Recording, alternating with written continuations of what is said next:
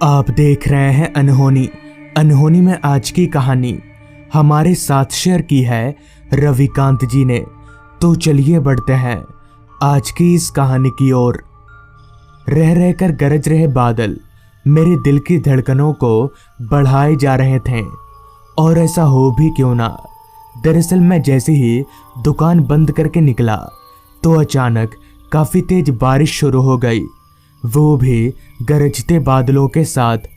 दुकान के शेड के नीचे खड़े खड़े मैंने जब वक्त देखा तो वक्त रात के 10 बजे का हो रहा था, और मैं आधे घंटे से यहाँ खड़ा हूँ।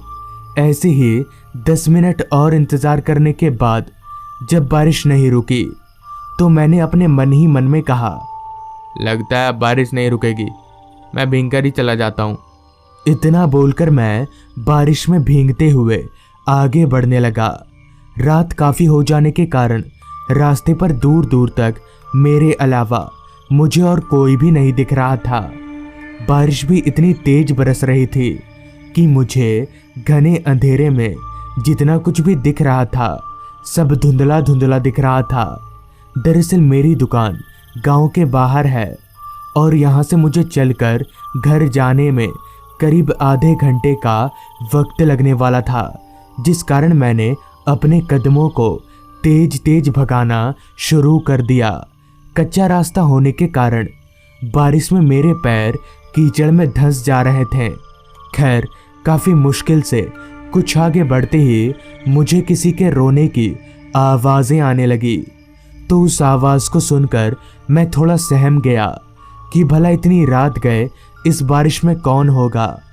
कुछ देर तो मैंने उस आवाज़ को नज़रअंदाज करके आगे बढ़ने लगा, मगर मैं जितना आगे बढ़ता जा रहा था वो आवाज़ मुझे उतनी ही ज़ोर से सुनाई पड़ रही थी। वो रोने की आवाज़ इतनी भयानक थी कि मेरे कानों को बर्दाश्त तलक नहीं हो रही थी।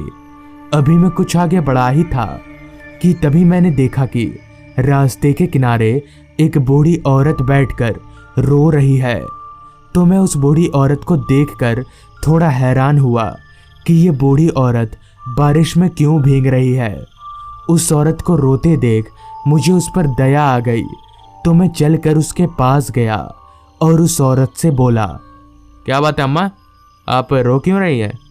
इस पर उस औरत ने कुछ नहीं कहा, जिस पर मैंने दोबारा पूछा, अम्मा कोई परेशानी है तो आप मुझे बताइए। मेरे इतना बोलते ही उस बूढ़ी औरत ने कुछ ना बोलकर अपना सिर उठाते हुए मेरी ओर देखा। तो उस औरत का चेहरा देखकर एकदम से मेरे होश उड़ गए और मैं खड़े खड़े ही कांपने लगा, क्योंकि उस औरत का चेहरा मौत से भी ज़्यादा डरावना था। और मुझे समझ आ गया था कि वो औरत एक चुड़ैल है और शायद अब वो मुझे मार डालेगी। अभी मैं वहाँ से भागने ही वाला था कि तभी उस औरत ने एकदम से मेरा पैर पकड़कर घसीटने लगी और मुझे घसीटकर जंगल के अंदर ले जाने लगी। अब मैं अपने बचने की उम्मीद खो चुका था और अपने आप को मरा हुआ मान लिया था कि तभी वहाँ एक आदमी आ गया, जिसे देखकर वो चुड़ैल एकदम से गायब हो गई और मैं उस आदमी के साथ भागता हुआ अपने घर आ गया। घर वालों को पूरी बात बताने पर पता चला कि वो औरत चुड़ैल थी। तो दोस्तों, ये थी आज की कहानी। अगर आपको ये कहानी पसंद आई हो तो चैनल को ज़रूर सब्सक्राइब कर लें। तो मैं आपका दोस्त आर्यन जल्द ही मिलूँगा आपसे ऐसी ही एक कहानी के साथ।